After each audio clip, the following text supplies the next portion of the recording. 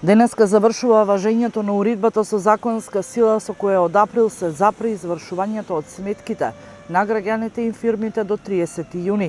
Според одредбите од оваа уредба до 30 јуни, извршителите беа должни да запрат со преземање на било какви извршни дејствија, освен на предметите за побарување врз основа на законска издршка. За ова време, извршителите можеа да примат барање за извршување, но само да ги евидентираат.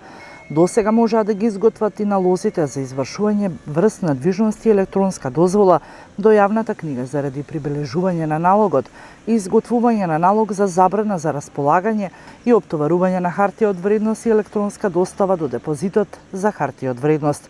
Во меѓувреме не запре пресметката на каматата на долгот што го имаат физичките и правните лица.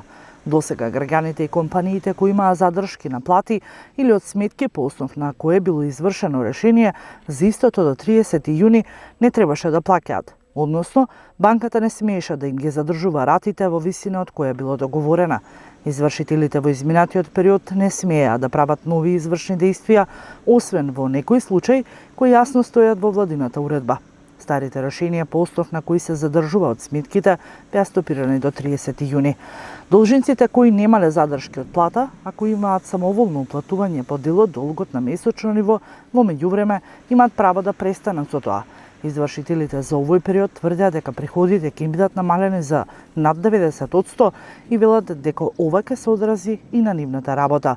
Инаку и работодавачите, но и од фондот и носителите на платениот промет, односно банките, беа должни да запрат со доставување на издадени налози од страна на извршителите.